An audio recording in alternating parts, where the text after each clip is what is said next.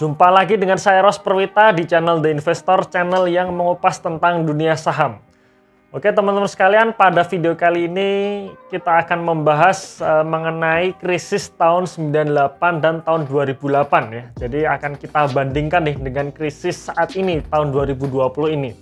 Nah, cuman sebelum kita membahasnya, saya ingatkan sekali lagi teman-teman sekalian, bagi teman-teman yang sudah nonton video ini dan belum subscribe, maka subscribe dulu.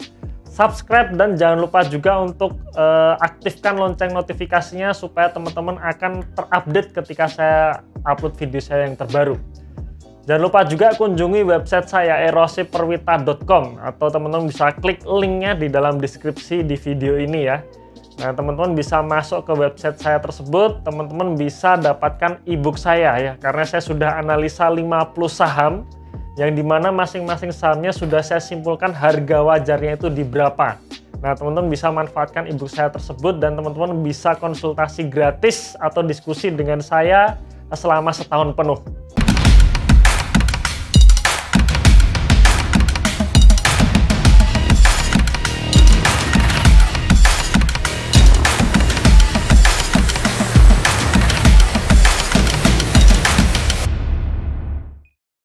Oke, langsung saja kita masuk ke chart atau gambar historis dari IHSG di tahun 2019 sampai 2020 ini.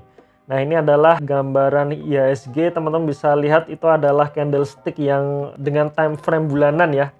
Nah, itu saya sudah tandai. Jadi di tahun 2019 kemarin itu highest-nya ya atau angka IHSG tertinggi itu di 6.636. Nah, itu ada tanda warna hitam di bawahnya itu yaitu di bulan April tahun 2019.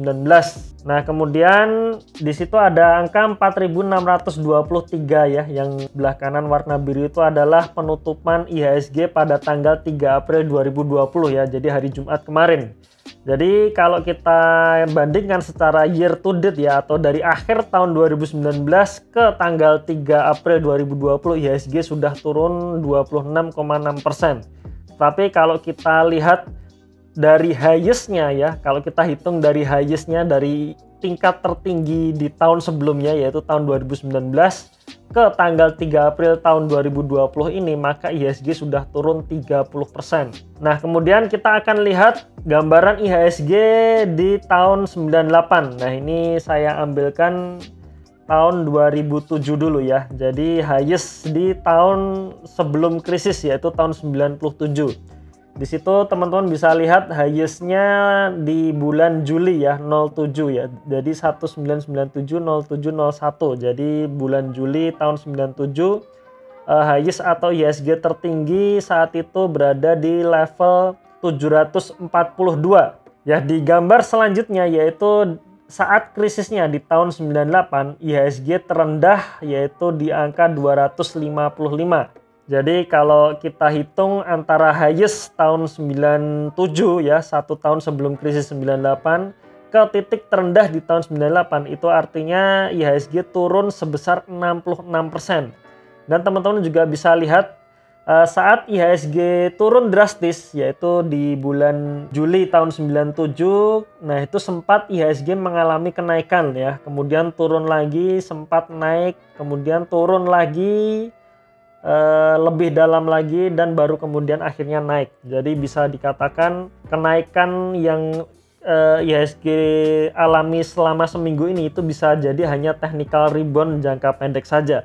Nah, di gambar selanjutnya kita masuk ke historis IHSG tahun 2007 dan 2008. Jadi satu tahun sebelum krisis tahun 2008 yaitu di tahun 2007, IHSG berada di puncaknya yaitu di bulan Desember tahun 2007 dengan level 2818. Kemudian di gambar selanjutnya saat terjadi krisis tahun 2008 ya, IHSG mencapai titik terendahnya di bulan Oktober tahun 2008 dengan posisi terendahnya yaitu di angka 1089. Jadi jika kita hitung dari highest-nya ya, titik tertinggi IHSG tahun 2007 ke titik terendah IHSG tahun 2008, itu berarti IHSG turun sekitar 61%. Jadi setelah teman-teman lihat gambar-gambar mengenai historis IHSG yang sudah saya tampilkan tadi, teman-teman bisa lihat ya, bisa disimpulkan bahwa titik tertinggi di tahun sebelum krisis ke titik terendah di saat krisis itu kurang lebih 60%, teman-teman.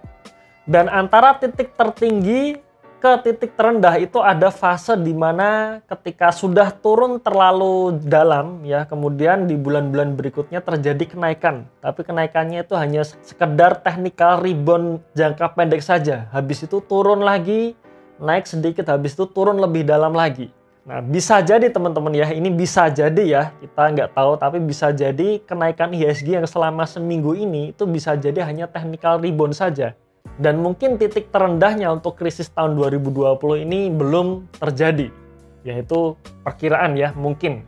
Jadi kalau kita anggap nih ya, kita anggap saat ini tahun 2020 ini IHSG belum sampai bottomnya, dan kita asumsikan bottomnya itu sama dengan krisis tahun 98 dan tahun 2008 kemarin, maka seharusnya IHSG bisa turun lagi sampai di level 2600. Ya, perhitungannya adalah turun 60% dari titik tertinggi di tahun sebelumnya, yaitu tahun 2019. Ya, saya sendiri sih berharap juga tidak akan turun sejauh itu ya, tetapi kalau misalkan saja nih ya, hitung-hitungan kasarnya bisa jadi gitu, sampai turun 60% di angka 2600. Cuman di sini ada secercah harapan teman-teman sekalian ya. Jadi beda kondisi ya, beda kondisi antara krisis tahun 2020 ini dengan krisis tahun 98 dan 2008 kemarin. Menurut saya sih harapan ya. Nah, apa saja harapannya? Nah, kita akan bedah lagi indikator ekonominya. Nah, teman-teman, ada beberapa indikator yang menjadi perbedaan yang signifikan antara krisis tahun 98, 2008 dan tahun 2020 ya. Jadi kalau kita lihat ya, yang pertama di tahun 98. Tahun 98 kemarin pertumbuhan ekonominya minus 13,1%. Kemudian rasio utang ya, rasio utang pemerintah terhadap PDB-nya, terhadap GDP-nya saat itu mencapai 100%. Ya, di tahun 98 kemarin. Selanjutnya inflasi saat itu, inflasi saat tahun 1998 itu mencapai 77,6%. Jadi sangat tinggi sekali teman-teman. Dan suku bunga acuan Bank Indonesia saat itu 60%. Jadi bayangkan teman-teman, suku bunga acuannya 60%. Jadi teman-teman kalau punya duit 10 juta tabung di deposito bank ya, tahun depan itu sudah jadi di atas 1.600.000. Sorry, di atas 16 juta ya, karena bunganya 60%. Kemudian untuk tahun 2008, indikator ekonomi tahun 2008 ya, saat itu pertumbuhan ekonominya menyentuh angka 4,12%. Ya, jadi ini jauh lebih baik daripada tahun 98 kemarin. Kemudian untuk rasio utangnya terhadap PDB ya, PDB tahun 2008 kemarin itu masih terkontrol di angka 27,4%. Selanjutnya inflasi tahun 2008 kemarin itu sebesar 11,06% ya, jadi cukup tinggi teman-teman. Jadi makanya nggak heran harga-harga kebutuhan pokok saat itu juga mahal ya, mahal saat itu. Ya, kemudian untuk suku acuan ya, suku bunga acuan Bank Indonesia tahun 2008 kemarin menyentuh angka 9,5%. Ya, jadi masih tinggi teman-teman ya, masih tinggi. Jadi kalau teman-teman nabung deposito 10 juta dalam 1 tahun bisa jadi 11 juta, yaitu termasuk besar juga untuk investasi saat ini gitu ya. Nah, itu sejarah indikator ekonomi tahun 2008 kemarin. Nah, bagaimana dengan tahun 2020 ini? Nah, tahun 2020 ini pertumbuhan ekonominya tentu belum kelihatan ya, karena tahun 2020 ini belum selesai ya, belum kita jalani. Tapi kalau kita pakai acuan di akhir tahun kemarin itu masih menyentuh angka 5,02%. Ya, sebenarnya sih masih lumayan. Ya, harapannya di tahun ini tetap positif ya, pertumbuhan ekonominya harapannya tetap positif, karena kalau sampai negatif selama 2 kuartal berturut-turut maka terjadilah resesi. Ya, harapannya sih nggak sampai negatif. Kemudian rasio utang terhadap PDB posisi sekarang ini juga sebenarnya sudah masuk kategori lampu kuning gitu istilahnya ya. Itu kisarannya di angka 30,2% ya. Jadi dibandingkan tahun 2008 kemarin itu masih lebih baik tahun 2008 kemarin. Kemudian untuk tingkat inflasinya, nah ini yang menarik karena inflasi saat ini tuh masih rendah, yaitu di angka 3%. Nah harapannya sih nanti di bulan-bulan depan itu tidak naik lagi ya. Harapannya sih stabil di kisaran 3-4%. Dan suku bunga acuan Bank Indonesia saat ini ya, yang terakhir RDG kemarin ya, rapat Dewan Gubernur Bank Indonesia kemarin memutuskan suku bunga acuan BI 7 days reverse repo rate-nya di angka 4,5%. Nah ini perbedaannya suku bunga acuan sekarang kan 1 minggu, sedangkan tahun 2008 dan 98 kemarin itu 1 tahun. Nah kalau saya lihat di websitenya Bank Indonesia, untuk 1 tahunnya sekarang itu di angka 4,65%. Jadi masih wajar. Dan harapannya sih di bulan-bulan ke depan nantinya, bulan-bulan ini di tahun 2020 ini ya selalu stabil di angka sekitar 4-5% ini. Nah itu adalah perbedaan indikator ekonomi antara tahun 2020, tahun 2008, dan tahun 1998 kemarin. Buat saya ini ya ada harapannya lah ya. Jadi dibandingkan dengan krisis tahun 98 dan 2008 kemarin itu masih ada harapan.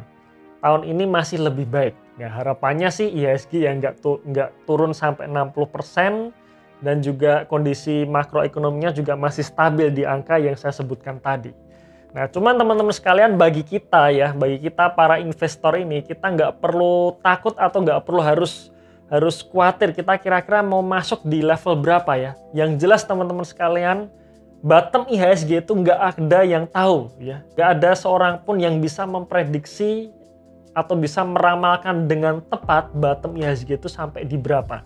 Yang penting kalau buat saya pribadi, selama perusahaan tersebut bagus, harganya masih murah, ya sudah beli saja teman-teman ya. Beli secara bertahap. Jadi ada uang cash nganggur ya beli lagi mumpung murah. Gitu. Oke, mungkin itu sekilas video kali ini teman-teman sekalian. Semoga bermanfaat, semoga bisa memberikan secercah harapan buat kita. Stay healthy, tetap di rumah saja, dan salam passive income.